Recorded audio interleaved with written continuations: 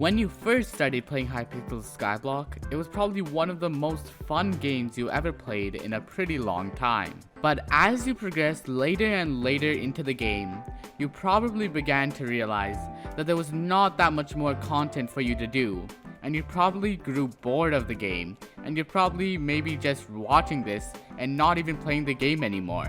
But because this happened to me as well, I'll go over some things that I did to make myself more interested in the game, even with the lack of updates. But before the video starts, make sure to subscribe if you enjoy my content, or at least consider subscribing, because I upload videos daily, and if you do like my content, you're not gonna want to miss it.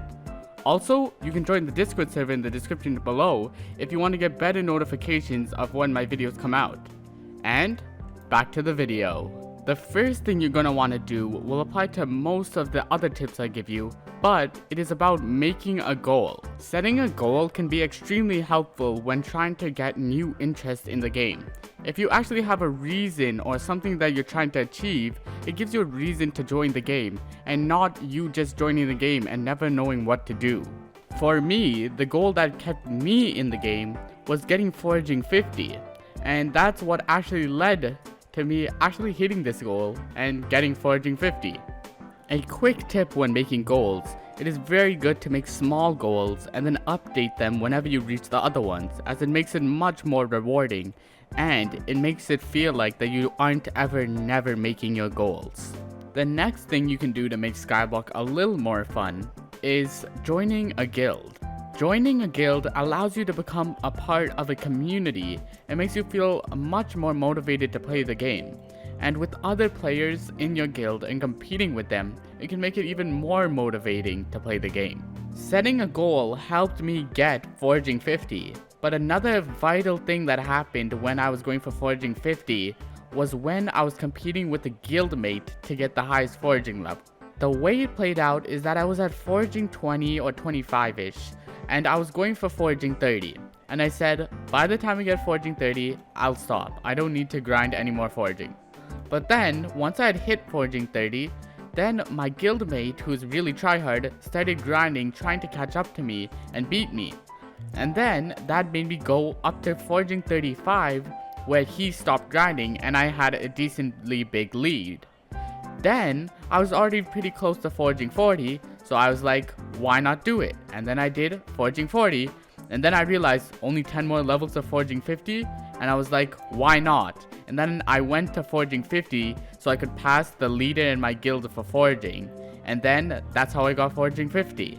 The next thing I'll be talking about might seem a little bit out of place, but it's basically investing in a splashing service. Splashing services are pretty well known as of now, and big ones like Splashcord are extremely good, but there's also a small one which I use, known as Astro Splash. The reason I think these splashing services make the game so much more fun is because you don't actually have to pay or keep in mind anything to do with pots, so it makes the game so much more fun, as all you have to do is grind and just go and attend a splash every hour.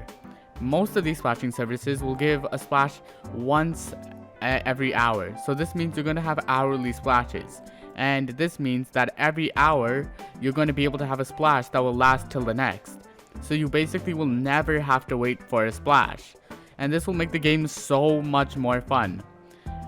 And the best thing is that this only costs around 2.5 mil for some services, and the service I use, Astro Splash, only costs 2.5 mil a week.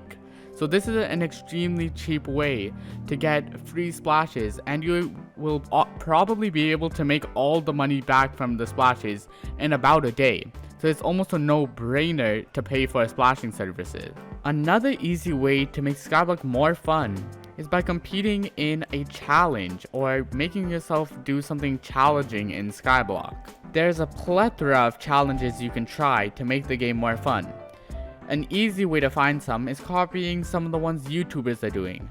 For example, stuff like Rage Train or 30 Virus. Rage Train is doing the hardcore challenge where he can't die, and 30 Virus is doing the vanilla challenge where he's not allowed to go to the hub. Also, the challenges don't have to be that severe. They could be small challenges to help you progress in the game faster, like limiting the amount of money you can spend, or only using your money for specific things, so you progress differently in the game than the way you usually spend your money. Similarly to this, if you're in a co-op, maybe making an alt profile where you play as a solo could actually be pretty fun. Even stuff like a Skyblock speedrun against some friends could actually be equally as fun.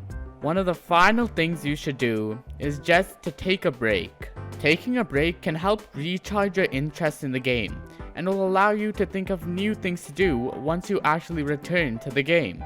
This resonates beautifully with the second point, which is watching Skyblock YouTubers. At least for me, whenever I watch a Skyblock YouTuber, it makes me more motivated to play the game, because usually they go over new strategies, or they just go over some fun things that they've been doing in the game, and it really promotes me to do the same and play the game even more.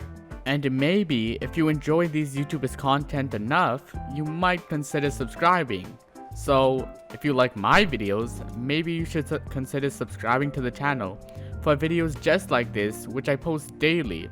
So if this video helped you at all, or you just liked watching it, make sure to subscribe, and goodbye.